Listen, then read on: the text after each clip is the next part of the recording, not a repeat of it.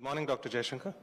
Always a pleasure to have you. Our guest here needs no introduction, so I'm not going to waste much time.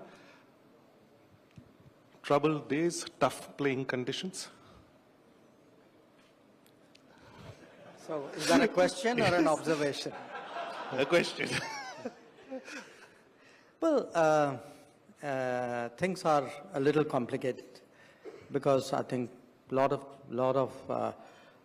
of changes in lot of accounts, some very important ones, and it isn't specific to us. I think that's the state of the world. If you go anywhere in the world and ask probably any foreign minister, they probably give you the same answer. It's true. But we all have been so focused on the US conversation. It's sort of taken over everything else and a lot of the mind space. Now, we all are fondly remembering those days when the reset happened. We're talking about at least 2.5 decades of work. You were at the start. How do you feel today? Well, look, I've always maintained that what has been happening for the last 25 years, I mean, I would, even in my writings or other occasions, I've really sort of identified probably Clinton's visit as the major inflection point, then the nuclear deal as the next one, then probably PM Modi's visit in 2014 as the next one. So we've had developments. I would say the overall trend has always been net positive. It's not like we have not had issues with the US. We've had. I mean, I remember, for example, a lot of pressures we got on Pakistan during the George Bush time, at the very time when nuclear deal was also being negotiated. So there have been issues. There were issues even with China. During Obama's time, there was this whole idea of a G2. So what happens with the passage of time, everything looks smooth and nice, and you think this was preordained and it was going to happen. The reality is, it's always, relations, particularly with big countries who have multiple stakes, and we ourselves today are a big country also with multiple relations. They are bound to, there'll be areas where you work together, there'll be areas where you argue with each other. That's the nature of it. I think the key would be to say, okay, at the end of it all, overall, are you ahead? And that's been largely the trend. So yes, right now I think there are issues. It's pretty open, but I would not therefore take it. First of all, it's not that we've not had issues before, and I would not say therefore other parts of the relationship where the convergences are strong and things are moving, that's not there. That is very much there. But you've not had a US president come down so hard on India publicly, and also his key advisors, and then slapping you with tariffs and now national security tariffs at the same time when we have a strategic relationship. I mean, we need to explain this or understand this for the audience also and generally. Well, we've not had a US president who's conducted foreign policy as publicly as the current one. That itself is a departure. That's not limited to India. That's limited. In fact, for that matter, who's not conducted his domestic policies as publicly as this one too. So I think we got to understand, before I come to India-US, that the President Trump's way of dealing with the world, even dealing with his own country, is a very major departure from the traditional orthodox manner of doing so. I'm just giving you some examples. Say, the applications of tariff in this manner, even for trade, is novel. The application of tariffs on non-trade issues is even more so. The fact that a lot of this is said in public, often the first pronouncement is in public, is even more unusual. So this is a situation which the entire world is facing. Now, where we are concerned, I think we have at this moment three issues. First of all, trade. And I think, in my mind, that's really the major issue in terms of the negotiations which are underway. And, negotiations are still going on. But the bottom line is, we have some red lines. You say negotiations are still going on because we heard the team is not coming there? No, look, I mean, negotiations are still going on in the sense that nobody said the negotiations are off. I mean, and people do talk to each other. I mean, it's not like there's a kutti there. So look, there is what happens is we have red lines in the negotiations. We have to be clear as to, red lines by definition are lines to be maintained and defended. Keeping that in mind, see what we get. And frankly, where we are concerned, the red lines are primarily the interests of our farmers and to some extent of our small producers. So when people pronounce that we have succeeded or failed or, where are you? The bottom line is, my counter question is, we as a government are committed to defend the interests of our farmers and our small producers. We are very determined on that. That's not something which we can compromise on. So anybody who thinks that, who criticizes what we are doing, my counter question is, are you therefore willing to compromise on those interests? Because I'm not. The second issue, in a way, is being presented as an oil issue. But why I say is being presented is because the same arguments which have been used to target India have not been applied to the largest oil importer, which is China, has not been applied to the largest LNG importer, which is the European Union. When people say we are funding the war or putting money in the coffers of Putin, India-European Union trade is bigger than India-Russia trade. So is American money not, European money not putting money into Putin's coffers? So, and if you look even at trade, look at countries You say they are getting more from Europe than from us? Is that the point? The overall India, Russia-EU trade is bigger than Russia-India trade.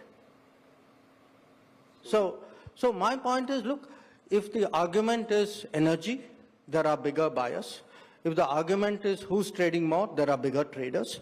If the argument is, by the way, percentage of increase, okay? Now, yes, some countries haven't increased the percentage because they've gone and bought oil from Iran, okay? To which also the Americans have objections. So my point, look, there is a certain inconsistency here. And if you look even at exports, I mean, India's exports to Russia have grown, but not that much. I can think of some other countries whose exports have grown dramatically after 2022. And if our exports have suddenly surged, you know what that means. You won't name those countries? I think go look at the trade statistics, it's pretty obvious. So here's my point. At the end of it all, I think there is an issue of decisions which we make in our national interest. That's our right. So in my business, we would say that's what strategic autonomy is about. And the third issue pertains to our own region, which is the issue of mediating. Since 1970s, for more than 50 years now, there's a national consensus in this country that we do not accept mediation in our relations with Pakistan. So here's my point. When it comes to the trade, the interests of farmers, when it comes to our strategic autonomy, when it comes to opposition to mediation, this government is very clear. Our positions are there. If anybody disagrees with us, please tell the people of India that you're not prepared to defend the interests of farmers. Please tell the people of India you don't value strategic autonomy. We do. We do. We will do whatever we have to do to maintain it. There are allegations which come from the other side of not just purchase of oil, but profiting from oil. How do you respond to those accusations? Look, it's funny. You have people who work for a pro-business American administration accusing other people of doing business. Okay, that's really curious. But here's the point. If you have a problem buying oil from India, oil or refined products, don't buy it. Nobody forced you to buy it. I mean, but Europe buys, America buys. So you don't like it, don't buy it. That's a good point. But at the same time, you've come out in public and now things are that with the previous Biden administration, there was an understanding of sorts or... No, there wasn't on the oil issue. Yeah, it was an understanding. There were a series of very explicit conversations. If you could very explicit conversations saying, look, we have no issues with your buying. Look, how did that whole price cap idea come? If the Europeans and the Americans, I mean, you can't say I object to your buying oil, but I have a price cap. The idea of a price cap is you accept that people buy that oil.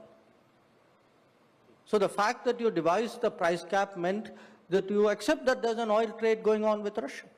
Otherwise, you wouldn't need a price cap. But you've been, I mean, that India's role in keeping the price stable, I was trying to... Absolutely. There were clear conversations on that? In 2022, there was deep nervousness because oil prices went up. There was great nervousness, international nervousness about the price of oil.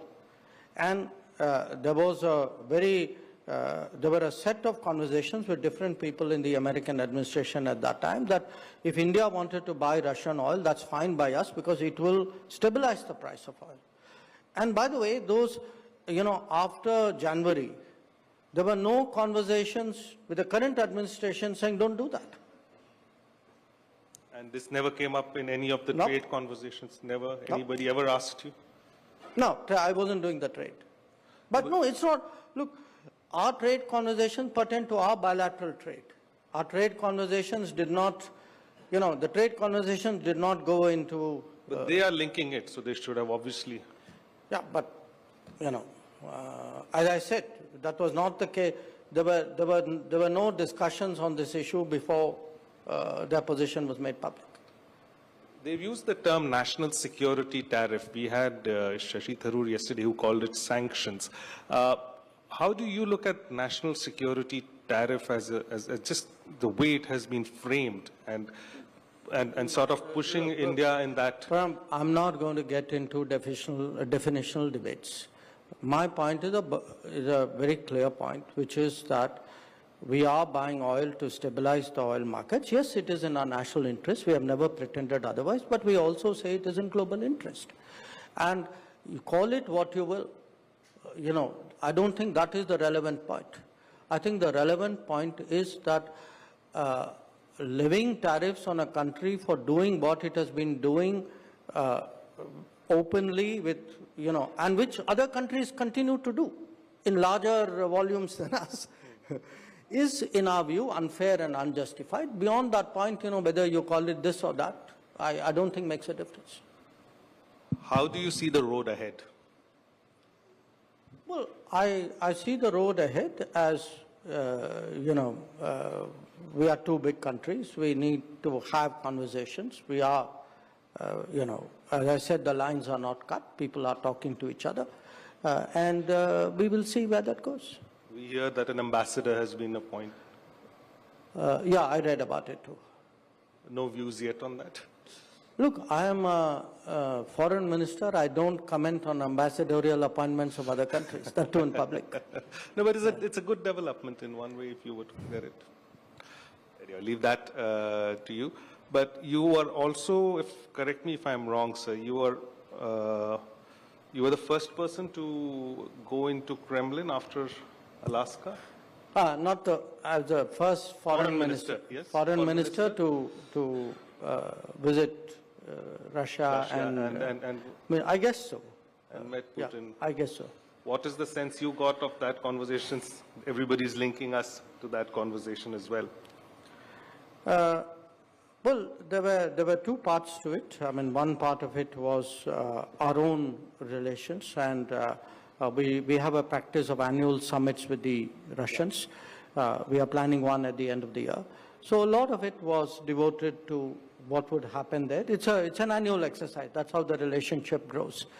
And I'm like the account keeper for the non-military side of it. So the way it is divided is defense minister manages the military side. I do the rest. So a lot of it was devoted to what would happen, what's happening in our relationship, where are we going, what will we do, things like that. And there were some good developments. I think our trade has grown a bit. We would like to grow it further. There's been some mobility of people. We would like to see that increase. We want more market access in Russia, things like that. The other part of it, of course, was the global picture, and particularly since President Putin had come out of Alaska, so he spoke to me about his views on, what was happening, and so. Could you give us a window or an understanding of how that conversation has gone and how it's looking in the ground since you're coming from there? Well, obviously I'm constrained in many respects in doing that, but I mean, overall, look, where we stand, we've been very clear from the very start that we would like to see an early end to the conflict.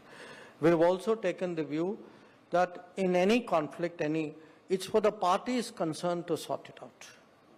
Okay? Now, in this particular case, because the parties concerned are also comfortable and the Americans took the initiative, we've been supportive of the efforts, because we're supportive of any efforts which would bring about that change. Now, it is a very complex, complex situation there, because there are military complexities, there are political complexities, there's a whole history there. It involves, NATO, European Union. So there are a lot of moving parts there. So it's not as simple as sometimes it appears, in the media. But, overall, as I said, our good wishes are there for an early end to the conflict on terms which obviously the two sides have to settle. Mark the Alaska round as good progress as far as you know? Certainly I think it would be a fair assessment, and you don't need a meeting with President Putin to say that. I think it was visible that in Alaska a lot of things were talked about and some things were agreed about. So to that extent, yes, it was progress. We are fresh out of Operation Sindoor, and we saw the conflict, the way it played out and the way the Pakistanis fought with the help of Chinese, not just equipment, but as our military officials have also gone on record of, live cooperation between China and Pakistan. At the same time, you've had conversations which relate to India-China relationship, and there has been improvement on the northern borders, and your disengagement process has also moved at a decent pace, which has led to certain positive outcomes on the bilateral front. We now see a lot of easing up of economic restrictions which the Chinese had made. Now, how do we read it? Because there are some quarters which say there's a reset, or is it just normalization? How does industry also here understand it? Because China is an important economic partner. The nature of your business, media, in a way, is to correlate what happens with something which happened immediately before or in the same time frame. It's natural, understandable. The nature of my business is really to pursue relationships, accounts, problems over a much more extended timeline. I think that's important to understand, especially in this particular case. Now, take China. You know, what is actually on the agenda with China? We have problems which go back to the 1950s, which is, for example, the boundary question, okay? So, because other things happen, that has not gone away. In fact, that is very much still at the center stage, and it is, in fact, the maintenance of the peace and tranquility in the border areas that is a prerequisite for development of that relationship. So you have, I would say, a 50s, 60s, 70s, almost, I would say 60 years, 70 years of, 80 years now of that problem. Then we have an issue which started in the early 2000s after China entered the WTO, which is the beginning of a trade deficit, and it rapidly became a concern. It didn't become a concern in 2025 or 24 or after 2014. I was ambassador in China from 2009 to 13, and I can tell you the growing trade deficit was an increasing concern for us. Okay, so you have a historical problem, then you have a problem which started maybe about 20, 25 years ago. Then we had some issues which came out of COVID. Okay. Say, for example, the stoppage of air flights, direct air flights, was an outcome of the COVID period. Even the halt to the Kailash Mansarovar Yatra, which is now resumed, also happened because of COVID. Then we had the Galwan clash and that very difficult period after that. And then there were steps. Oh, by the way, even during COVID, for example, some of the precautions which you took generally with regard to investments, please remember, was actually immediate post-COVID. They were in response to the economic uncertainties of the COVID. You mean to say press note reason? No. I think, you know, even some of the investment issues which took place then. Because I think there was worry after COVID about takeover of companies when the valuations were dropping. Okay. So then you had the Galwan clash and that period, and then there were a set of issues which came out of it. So and then I must add to you, there are some issues which are of very recent origin. For example, the magnets for the auto industry. That is an outcome of a Chinese export control policy, which is a few months old. So it's not like there is one problem or one cluster of problems with a certain timeline. It is something, you know, different problems have different histories, you could say, and were at different levels of processing. Now, look at the solution side.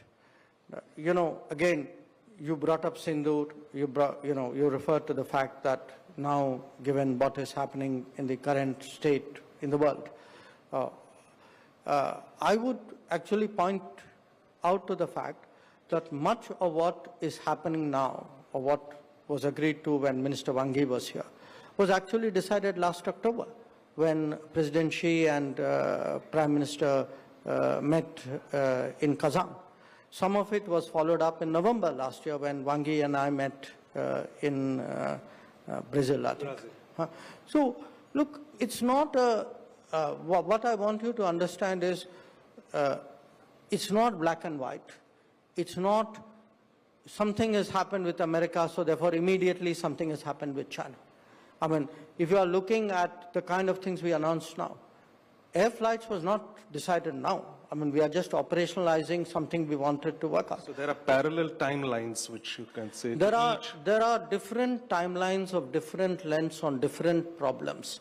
And you're okay with segmenting it like that? I think it would be a mistaken analysis to try and crunch everything and make it into a integrated response to a very specific situation. That's what, so there may be, you know, today, yes, of course, there is a global landscape. I'm not impervious to it.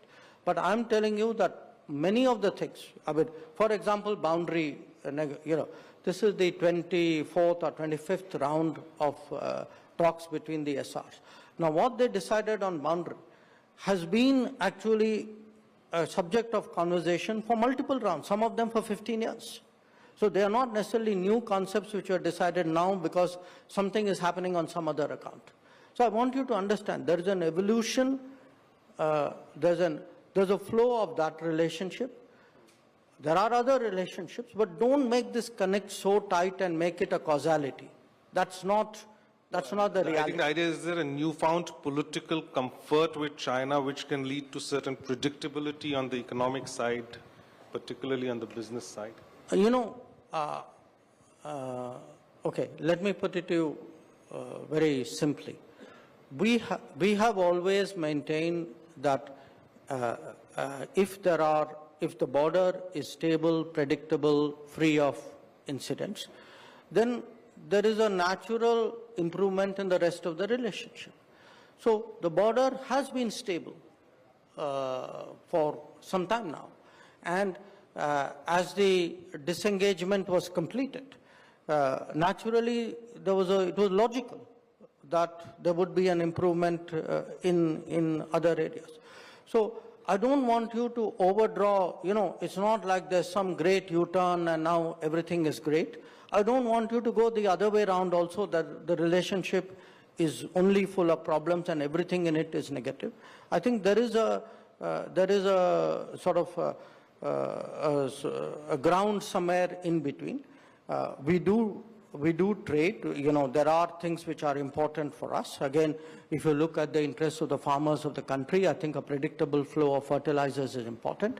I think when you look at people in the infrastructure field, for them getting machinery out of China is important. For our auto industry, having uninterrupted flow of magnets is important. I think these are legitimate issues of our industry. We should take it up with China.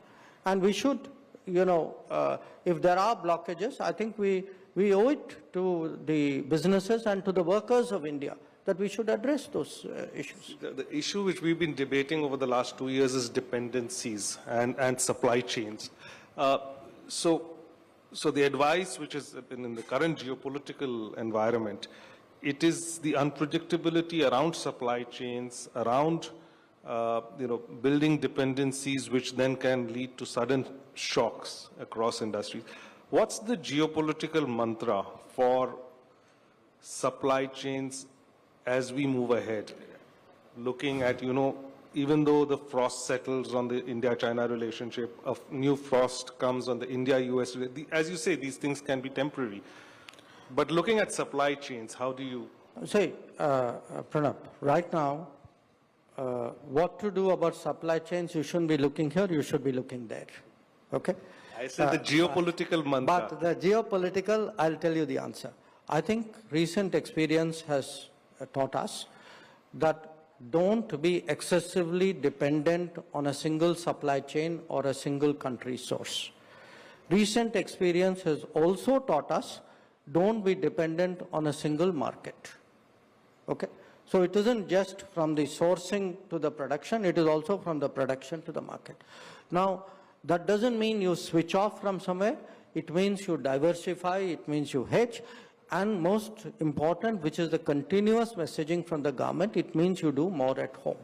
Now, we know more at home is hard work, it is complicated, it requires a different, kind of effort, even particularly from business.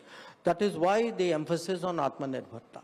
So, looking at the geopolitics of our current end, I would really analyze or prescribe. I've got problems at both ends. I've got a problem on the sourcing and the supply chain.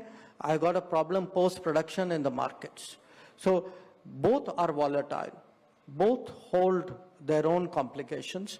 And the best way of dealing with both is to de-risk it by having multiple options of supply chains coming into India, multiple options of production going out of India, but most important in India, which has a greater ability to plug as many parts of the supply chain, and nobody can do it perfectly, I accept that, as possible. So Atmanirbharta is look at as much as you can. Absolutely. No. And look, again, it's completely understandable that people look at costs. After all, what other metric would a business use other than cost? It's a no-brainer. But today, there is a cost to the risk. But it isn't pure numerical cost. There is the uncertainty of supplies has a cost. The uncertainty of markets has a cost. I think they need to be factored in. But if you look at the trend since the last decade, maybe, everybody is weaponizing their commercial advantage. Say, if it was China, we talked about weaponizing supply chains. Today, you see Donald Trump, I would say weaponizing tariffs in one way, is a form of weaponizing commerce. Do you think we have lesser options when it comes to that on the table? Both in terms of projecting and dealing with it? Okay. Even if you take away that hard term weaponize and say, how indispensable are you to everybody else? Because, you need to be indispensable if you have to weaponize. So you've got to be able to consume things or produce things which only you can, or you can do in sufficient manner that other people have to make adjustments for you. I think that, in a way, is part of the Atmanirbharta that we are trying to encourage, which is that the more you are able to produce, the more unique things you are able to produce, the more you get into the global supply chain. The fact that our consumption, because, consumption can also be a power. It's not just production which is a power. So, at the end of the day, our position in the world would be very much a function of how unique we are, how important we are, how to that extent indispensable we are to global economics, to the production, the supply chain, the production, the consumption, the entire eco-cycle. The consumption side, you might have an advantage. I mean, we could see as a consumer on oil, we are making difference in terms of prices. Look, again, it's not, I mean, in some cases, like some countries set out. China did it with rare earths. I mean, but that would be more of a standout. Often you take an industry and you become so good at it that then you start becoming a key player in that industry. So that's really part of how a big economy becomes more critical in global calculations. And that is a strategic geopolitical requirement also now, you would say? Yes, ideally, I mean, but it's easy for me to say it. It has to be done by people for it to reach that level. Sure. Coming closer home, Pakistan. Were you surprised at the manner in which Pakistan, US have come to, at least the Trump administration, have suddenly cozied up and come together? Did it catch you by surprise? Look, they have a history with each other, and they have a history of overlooking their history. So what happens is it's not the first time we've seen things. And the interesting thing is when you look sometimes at the certificates, say somebody in the military will give, it's the same military which went into Abbottabad and found who there. So the issue in a way is when countries are very focused on doing politics of convenience, they keep trying to do this, and some of it can be tactical, some of it can have some other benefits or calculations. But again, look at obviously I respond to the situation or the challenge of the day, but I also do so always keeping in mind the larger structural sort of strengths of the relationship, the confidence that comes from it. So I take it in that spirit, you know. I know finally what I'm about. I know what are my strengths. I know what are the importance and the relevance of my relationship. So that's what guides me. But sir, just now we are a little distance away from Operation Sindoor. I know mediation is not exactly something which must have happened, or our position has been very clear historically on that. But was the United States helpful at all during that period? Look, did it play a constructive role of any sort? I mean, it is a fact that at that time phone calls were made, you know. Phone calls were made by the US, phone calls were made by other countries as well. I mean, this is not a secret. I mean, at least in my case, almost every phone call I had, definitely every American phone call I had, is there on my X account. So when something like this happens, countries do call up. I mean, after all, don't I call up? I mean, when Israel-Iran was happening, I called up.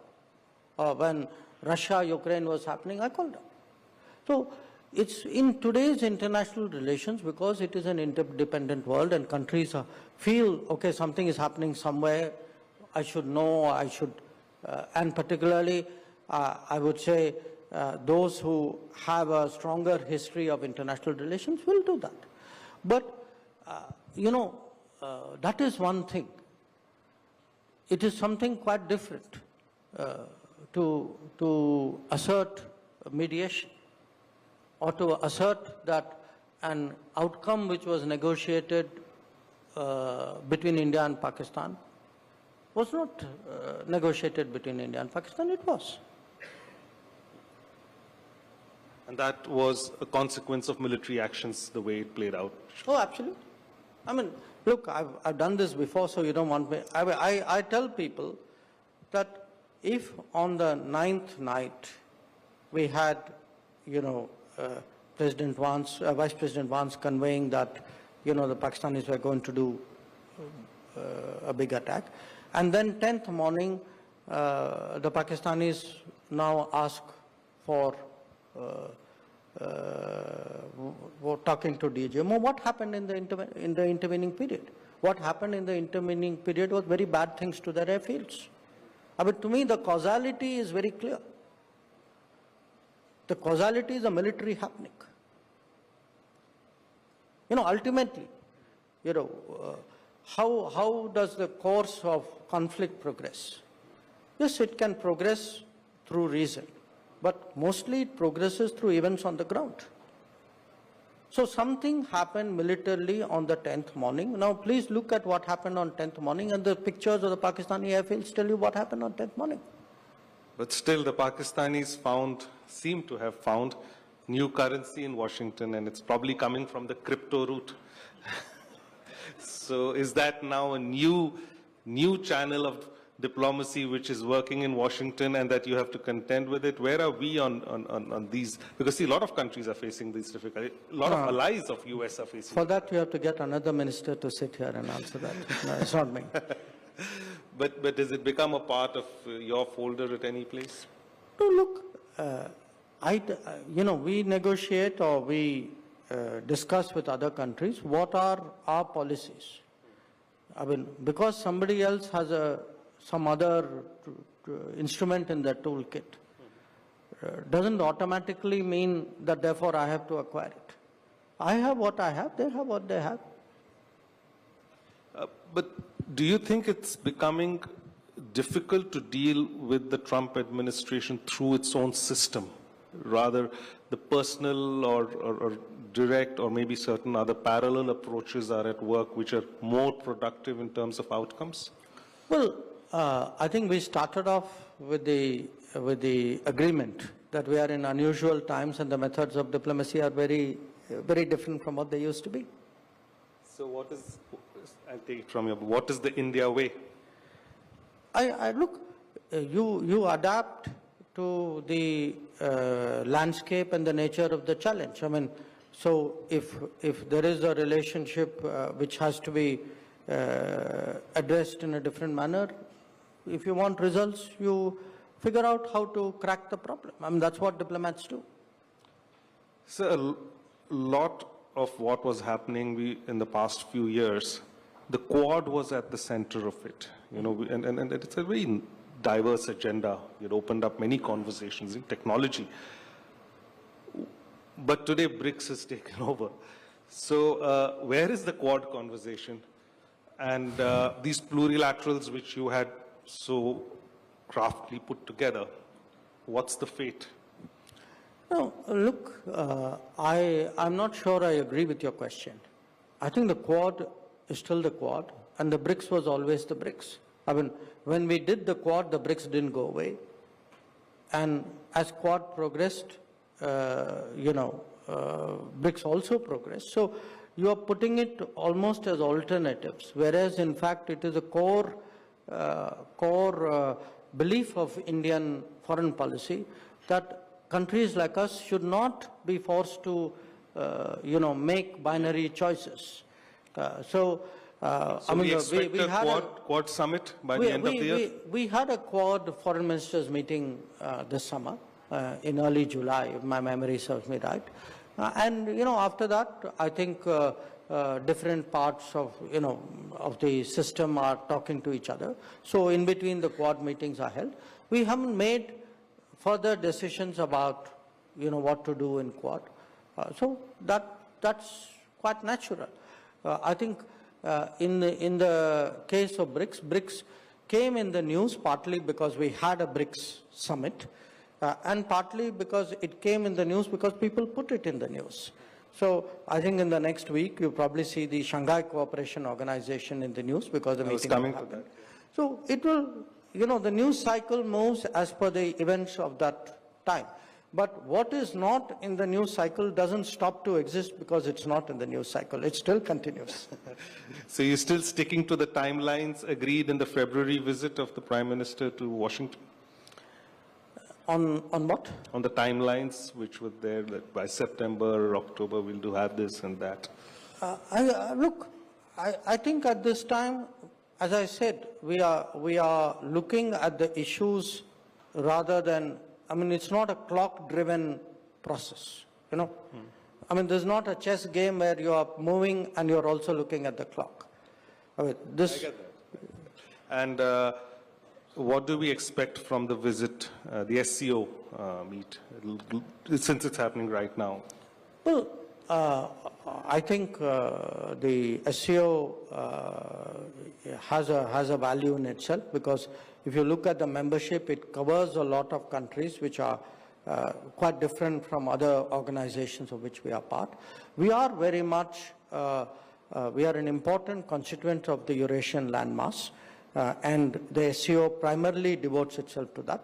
SCO also has a particular, the original mandate of the SCO was to fight separatism and terrorism, and there were what were called three evils at that time. For us, because that is very much part of the overall threat scenario that we see, I think it's important that we are there, we make our presence felt, we shape the outcomes, and we say where we go. Do we expect a summit-level meeting with the Chinese over there on the sidelines? I think, the program for that would be announced in the coming days. All right. You've been very, very defensive than your usual front-footedness, but I guess times are such, and thank you for making time for us, even in a very difficult situation. And as I said, tough playing conditions. Wish you all the best, Mr. Jaishankar. Thank you once again for making time. Thank you.